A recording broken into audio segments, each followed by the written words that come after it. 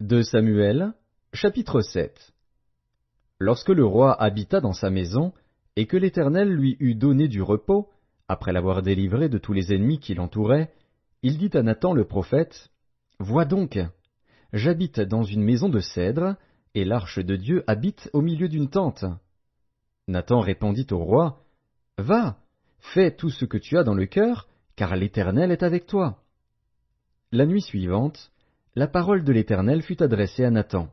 « Va dire à mon serviteur David, ainsi parle l'Éternel, est-ce toi qui me bâtirais une maison pour que j'en fasse ma demeure? Mais je n'ai point habité dans une maison depuis le jour où j'ai fait monter les enfants d'Israël hors d'Égypte jusqu'à ce jour. J'ai voyagé sous une tente et dans un tabernacle. Partout où j'ai marché avec tous les enfants d'Israël, ai-je dit un mot à quelqu'une des tribus d'Israël à qui j'avais ordonné de paître mon peuple d'Israël? Ai-je dit, pourquoi ne me bâtissez-vous pas une maison de cèdre? Maintenant tu diras à mon serviteur David, ainsi parle l'Éternel des armées, je t'ai pris au pâturage, derrière les brebis, pour que tu fusses chef sur mon peuple, sur Israël. J'ai été avec toi partout où tu as marché. J'ai exterminé tous tes ennemis devant toi, et j'ai rendu ton nom grand comme le nom des grands qui sont sur la terre. J'ai donné une demeure à mon peuple, à Israël, et je l'ai planté pour qu'il y soit fixé et ne soit plus agité, pour que les méchants ne l'oppriment plus comme auparavant, et comme à l'époque où j'avais établi des juges sur mon peuple d'Israël. Je t'ai accordé du repos en te délivrant de tous tes ennemis.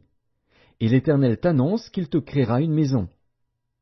Quand tes jours seront accomplis et que tu seras couché avec tes pères, j'élèverai ta postérité après toi, celui qui sera sorti de tes entrailles, et j'affermirai son règne. Ce sera lui qui bâtira une maison à mon nom, et j'affermirai pour toujours le trône de son royaume. Je serai pour lui un père, et il sera pour moi un fils. S'il fait le mal, je le châtierai avec la verge des hommes et avec les coups des enfants des hommes. Mais ma grâce ne se retirera point de lui, comme je l'ai retiré de Saül, que j'ai rejeté devant toi. Ta maison et ton règne seront pour toujours assurés, ton trône sera pour toujours affermi. » Nathan rapporta à David toutes ces paroles et toute cette vision.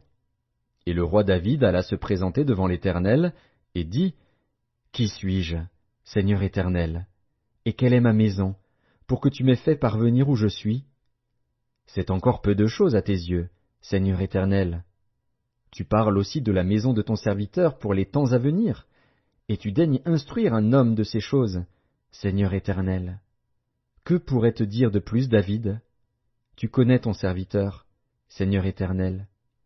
À cause de ta parole, et selon ton cœur, tu as fait toutes ces grandes choses pour les révéler à ton serviteur. Que tu es donc grand, Éternel Dieu, car nul n'est semblable à toi, et il n'y a point d'autre Dieu que toi, d'après tout ce que nous avons entendu de nos oreilles.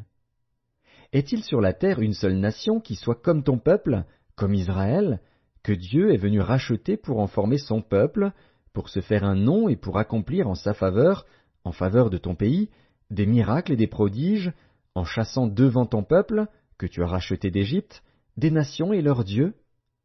Tu as affermi ton peuple d'Israël, pour qu'il fût ton peuple à toujours. Et toi, Éternel, tu es devenu son Dieu. Maintenant, Éternel Dieu, fais subsister jusque dans l'éternité la parole que tu as prononcée sur ton serviteur et sur sa maison, et agis selon ta parole. Que ton nom soit jamais glorifié, et que l'on dise, l'Éternel des armées est le Dieu d'Israël, et que la maison de ton serviteur David soit affermie devant toi. Car toi-même, Éternel des armées, Dieu d'Israël, tu t'es révélé à ton serviteur en disant, je te fonderai une maison. C'est pourquoi ton serviteur a pris courage pour t'adresser cette prière.